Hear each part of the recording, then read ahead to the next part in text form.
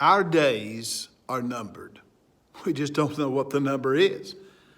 Only the giver of life does. He has said, however, that an average expectation would be 70 to 80 years. Here in Psalm 90, verse number 10, the days of our lives are 70 years. And if by reason of strength they are 80 years, yet their boast is only labor and sorrow, for it is soon cut off, and we fly away. And so Moses, the author of Psalm 90, states that the years will race by, and all too quickly we fly away.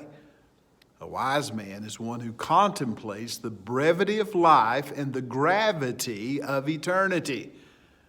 Now, Moses was exceptional. He lived to be 120, yet he died. And these words seem to carry an even greater weight when we realize they are spoken by such an old-timer. If he felt that life was too soon at an end, then how much more will we who in a few rare instances may make it to 100, though it may be that none who listen to these words will. Since our days have been counted already in the all-knowing mind of a sovereign God, then we ought to make our days count for something worthy that will stand the test of eternity. Every generation needs to run to God for refuge. Psalm 90, verse 1, Lord, you have been our dwelling place in all generations. Mortal flesh can cast itself on the eternal God.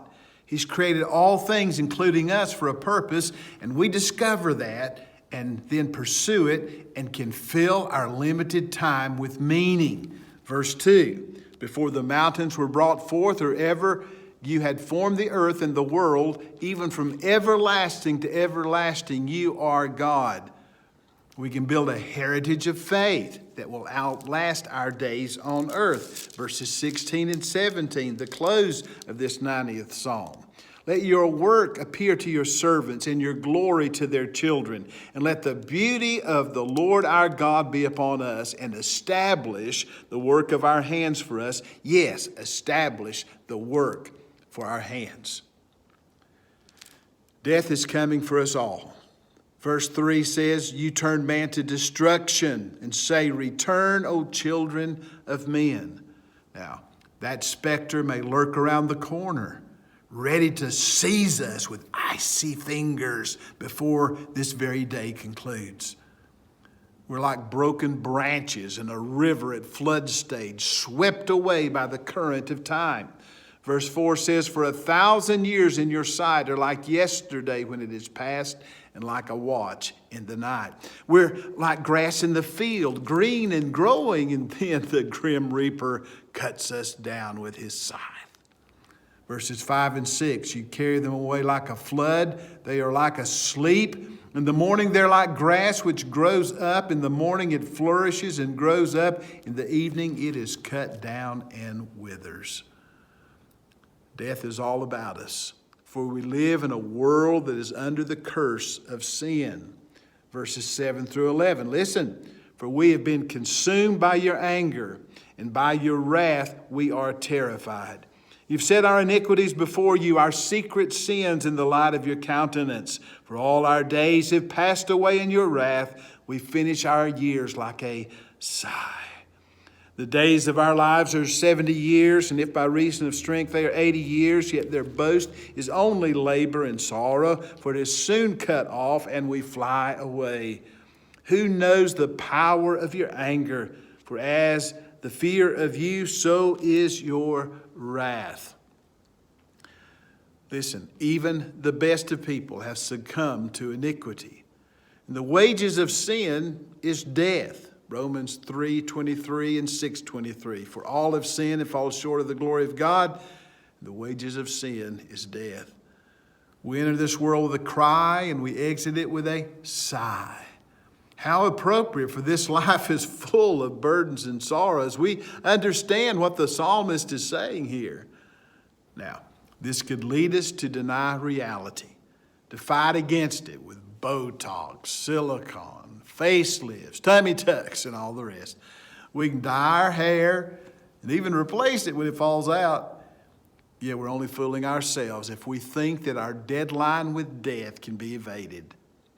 Such troubling thoughts may drive some to seek to fog the brain with drugs or alcohol, or by accumulating material possessions or experiencing carnal pleasures, lest they have to stop in the quietness to contemplate their end.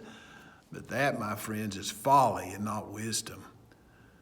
The wise man embraces his mortality and sets his heart on preparing for eternity. Verse 12.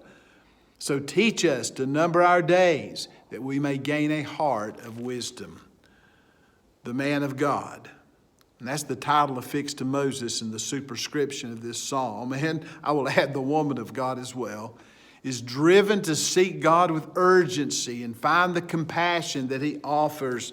Verse 13, hear this cry, return, O Lord, how long? And have compassion on your servants. We'll never know satisfaction in this life apart from him and the experience of his mercy. Verse 14, oh, satisfy us early with your mercy. The sooner we seek that, the better off we are.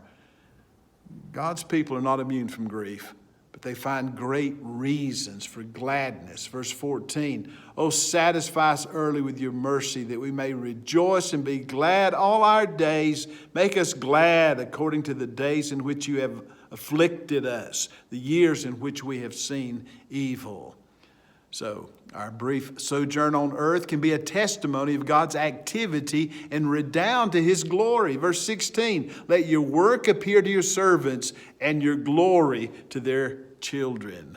The work done for him is of eternal significance and an enduring heritage. Verse 17, and let the beauty of the Lord our God be upon us, and establish the work of our hands for us.